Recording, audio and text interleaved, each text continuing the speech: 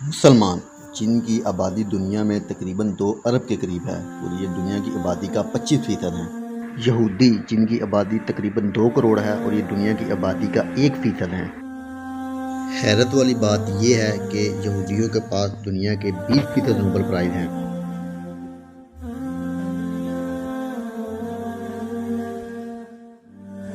دنیا کے 1% گروہ کے پاس 20% نوبل پرائز، جبکہ مسلمانوں کے پاس صرف 1.5% نوبل پرائز ہیں۔ کیا وجہ ہے کہ 1% آبادی کے پاس دنیا کے 20% جبکہ 25% آبادی کے پاس صرف 1.5% نوبل پرائز ہیں؟ اس کی وجہ یہودیوں کا مذہبی ترین کے ساتھ دنیا میں علم یعنی سائنس اور ٹیکنالوجی کو غیر معمولی اہمیت دینا ہے۔ مسلمان جو علم یعنی سائنس اور ٹیکنالوجی میں پہلے ہی دنیا سے پیچھے ہیں، اس پر ہمارے ایک مذہبی عالم کا علم کے بارے میں کیا خیال ہے، سنیں ذرا۔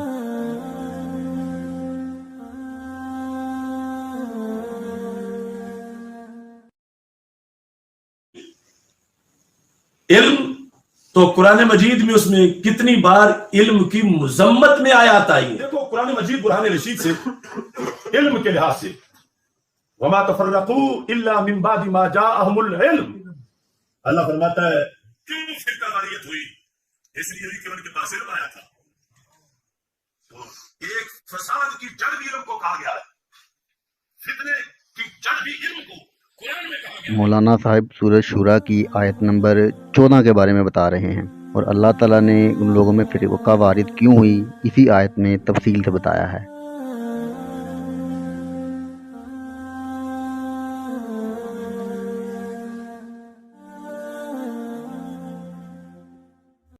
میں قرآن کی آیت پیش کر کے اس سے پوچھنا چاہتا ہوں کہ تم تو ساتھ کوئی قید نہیں لگا رہے کہ کون سا علمی، تو مطلقاً علمی تو یہ بھی ہے کہ رب ذوالجلال جو ہے وہ سورہ غافر کے اندر خالق کائنات جل جلالہ کی ارشاد فرماتا ہے کچھ لوگوں کے بارے میں جو کافر تھے، فلما جاءتهم رسلهم بالبینات، جب ان کے پاس رسول آ گئے دلیلیں لے کر، اللہ فرماتا فرحوا بما عندهم من العلم، انہوں نے کہا ہم یہ نہیں مانتے، ہم علمی ہیں۔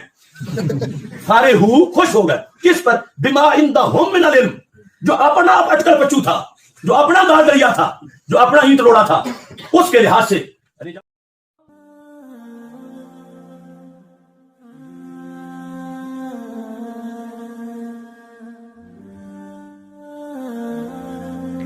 یہ ہے ہمارے ایک مذہبی عالم کی علم کے بارے میں رائے، اور وہ بھی قرآن مجید کی آیتوں کو آدھا بتا کر، جبکہ اللہ تعالیٰ علم اور اپنے علم والوں بندوں کے متعلق قرآن پاک میں کیا فرماتے ہیں وہ بھی دیکھیں ذرا۔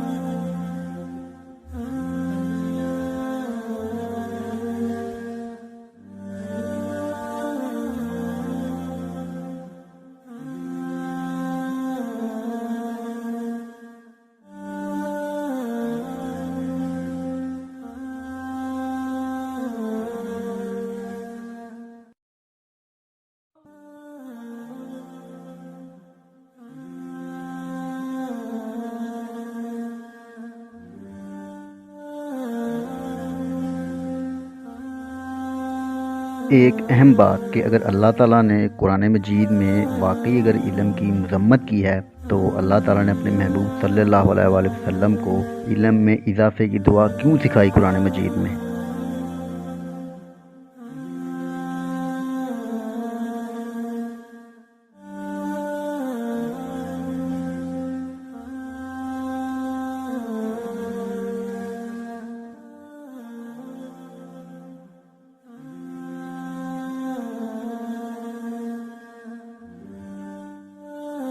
یہ تھا علم کے بارے میں اللہ تعالیٰ کا حکم۔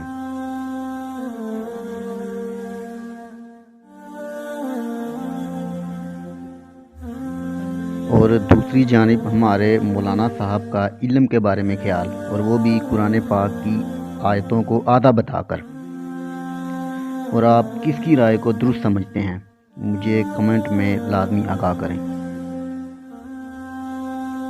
اگر اس ویڈیو میں قرآن کی آیات کے حوالے سے مجھ سے کوئی غلطی ہوئی ہو تو میری اصلاح فرمائیں۔ شکریہ۔